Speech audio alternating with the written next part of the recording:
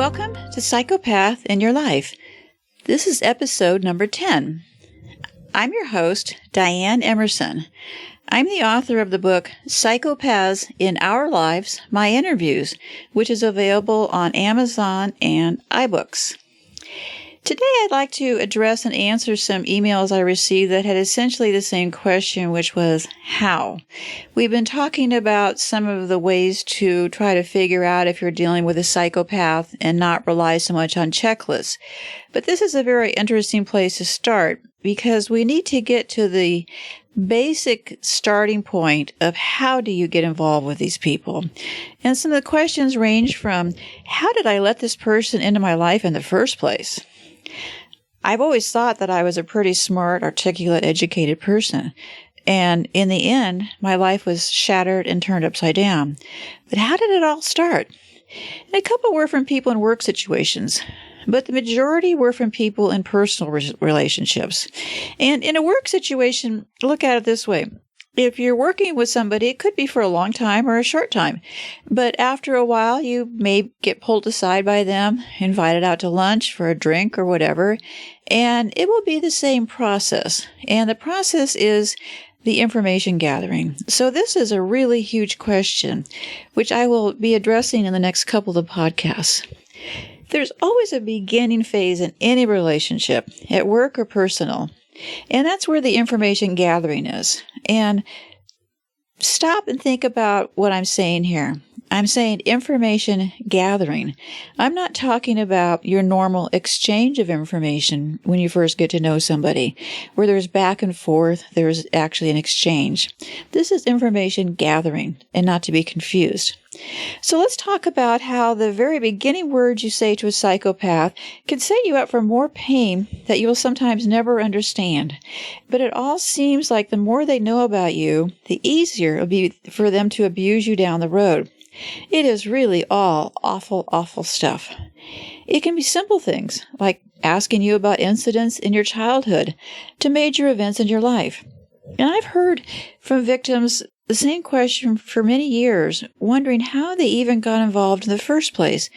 And really, for many years, I really didn't know, because until I interviewed these psychopaths, it was always a big question in my mind.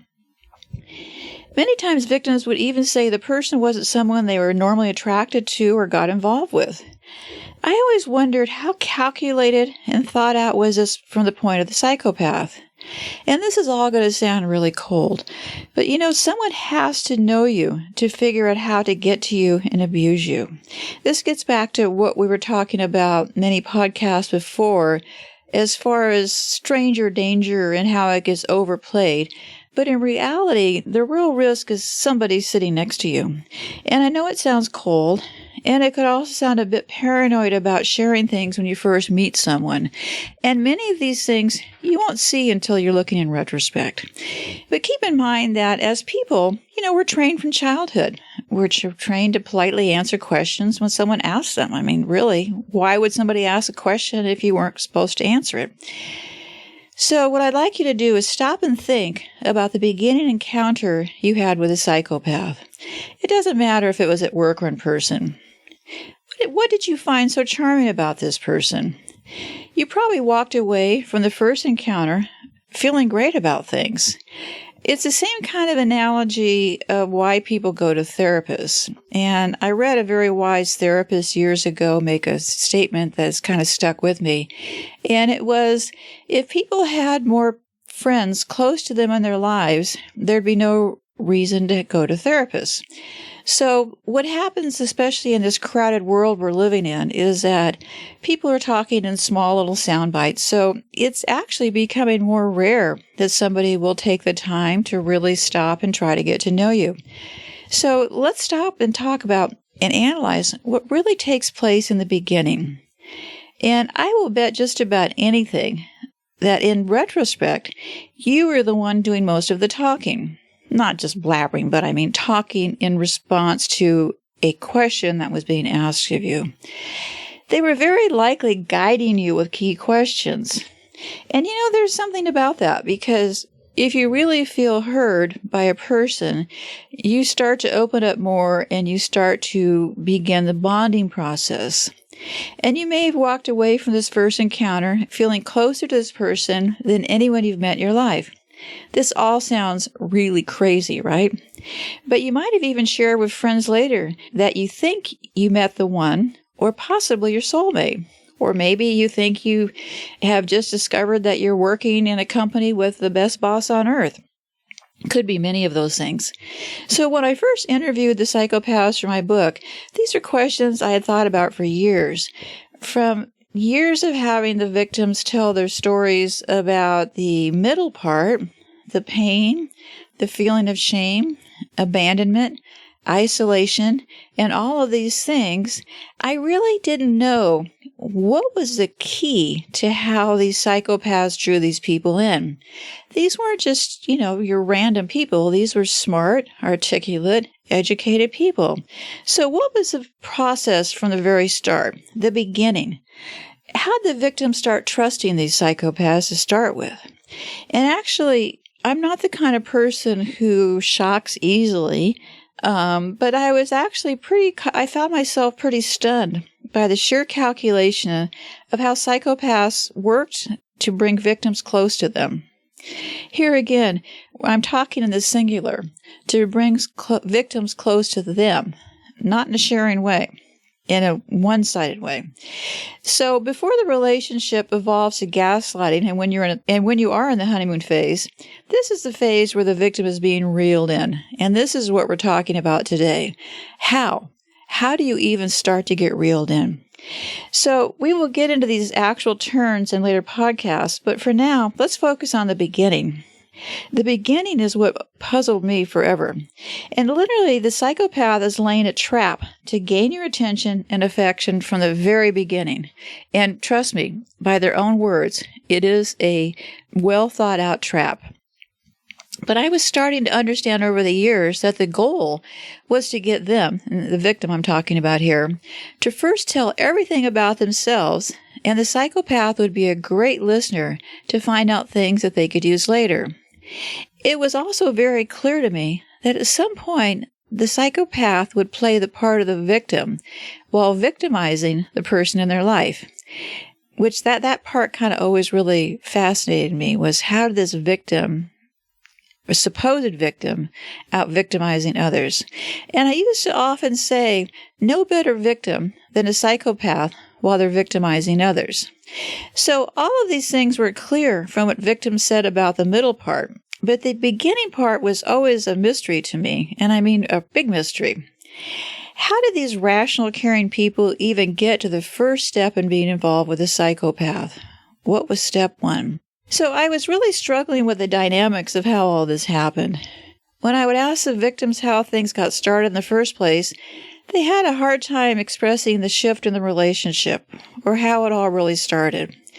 They would say things like, well, they really didn't know, but after a while, they thought they were being driven crazy. Many times people would say they learned to overlook major things when things got rough because they would fall back on remembering the good times in the beginning. And here we talk about the good times in the beginning. What were those good times victims were talking about? That was my big question. I talked about a creepo in one of the earlier podcasts, and his approach to life was he would just slug them on the first date, and he would either have a victim for life or they would take off, and that was that. But we're talking about people who are much more sophisticated. People meaning psychopaths who are much more sophisticated than that guy was. So there is a way that they actually want to lure you in with the good times. You're not going to go for a person who's going to start off saying awful things.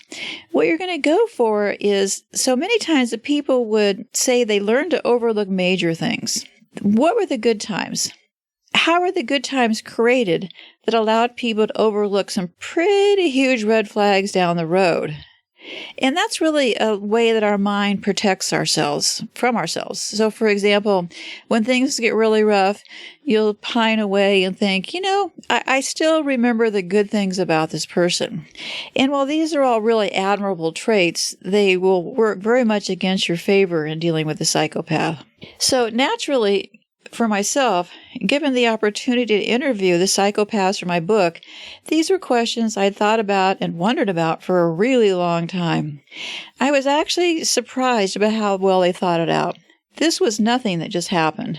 It is something that psychopaths plan and execute to draw in a person to be their victim. I would describe their responses as very cunning. And I'd like to quote one of them here because that was clearly a question that I asked them during my interviews.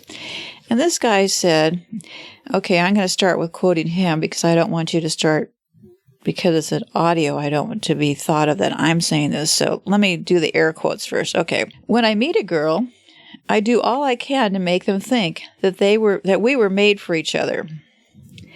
Okay. It is easy because I can read what they want. And they all say I'm a good listener, which is kind of funny because they're telling me all I need to manipulate them or to make them think that we have a lot in common or feel the same way. Okay, so let's look at some of these words here. So they're telling you things that they want to use to manipulate you.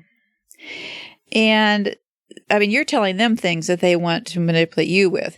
And they're also getting you to think you have a lot in common. So how does somebody get you to think you have a lot in common? Well, it's by agreeing with you about things. You talk about, you love to go skiing. Well, they're the best skier on earth. They've skied their whole lives. That's just a kind of a small example. But, so another startling thing that this fellow ended up with, he said, people trust me because they want to trust me. Well, there's a lot packed into that sentence. People want to trust people.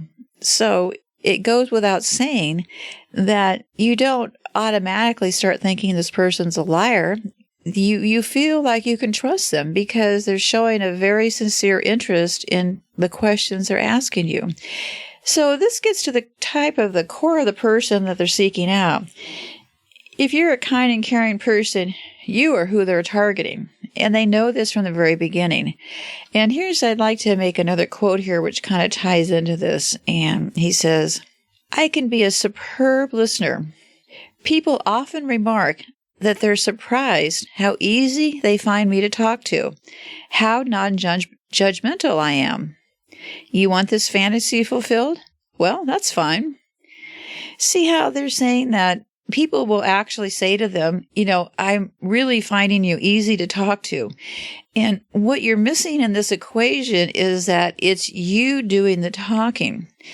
And they're not, they're encouraging you in this talking by saying things like, if you say, oh, I had these horrible things happen, they will just nod in an understanding way, which you will interpret they're not being judgmental of you. But what they're doing is they're just calculating what the next move is. So to a psychopath, information to them is like being handed a script. They're looking for a victim to fill in the details, so they will know in what direction to take this whole thing that they're setting up to be with you. They're looking for you to tell them what the next step is. They're looking for you to tell them what your vulnerable areas are. So then I like to add a couple more quotes here which kind of round this out. And here's what they said when I was asking them questions. They said, I've understood them like no one else ever has, after all, so quickly, so effortlessly. It is no wonder they're often the same types interested in other types of con. They want magical solutions and are easy to cold read. For me, it's me, the idea of me, their idea of me. I have lost count of the number of times I have heard, I have given up on ever finding the one until I met you.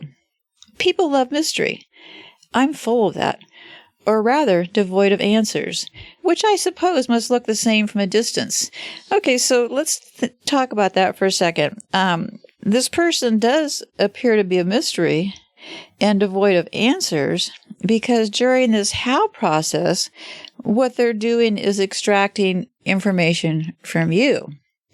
They're mainly nodding their heads, they're agreeing with you, and they're encouraging you to say as much as you wish to say, and you get drawn into this false sense of confidence. So think of it this way. It's not about an exchange of information. It's about a plot to extract information. So I will wrap this up for today. I really hope this podcast has given you some things to think about. I really hope that also when you think about these things, this isn't the blame ourselves game. This is about learning to take a retrospective look back at things to figure out how it got started. Because until we start to learn the how of life, it will be much harder to avoid them in the future. So I hope you can take it for what it is. And it's if you learn how, then in the future, possibly you will be able to remove yourself from these type of situations. Because there's an old saying, I know I'm probably a lot older than a lot of you, but there's an old saying that still works today. And it is, if it seems too good to be true, it probably is. And I know this could all sound very negative, but anyway, I think as you'll get to know me, I'm not a negative person. I'm here. I want to try to help you, and I'd like to continue these chats. So I do really appreciate hearing from you. You can go to my website, which is the same name as the name of the podcast, which is psychopathinyourlife.com. And I've set it up so you can email me directly by using a private email box. That way you don't have to enter your email address and your communication is always private. I mentioned a while back, I'm not in the email building business. If you have a quick question you want an answer for, I'm glad to send you back a quick answer, but you need to clearly then give me your email address and tell me that it's okay to answer it. And most of your questions, I will be able to try to answer as many of them on the air as I can. I also have a direct email address, and it's Dianne, and the important part is the two N's. It's Dianne at Dianne Emerson, DianneEmerson.com. Anyway, the show is for you, and I look forward to hearing your questions and thoughts. So be safe out there. Until next Tuesday. We do the podcast on iTunes, Google Play, we have a Facebook, and we have it on the website, and then we also have the audio on YouTube. So I would also appreciate it very much if you'd subscribe to the show, and I will look forward to hearing from you in our next chat. And just keep in mind, change begins one step at a time. And a lot of times, that's a tiny, tiny step. But let's keep making those steps and stop painting those red flags white. Till next week, over and out, and I look forward to talking to you then. Goodbye for now, and be safe.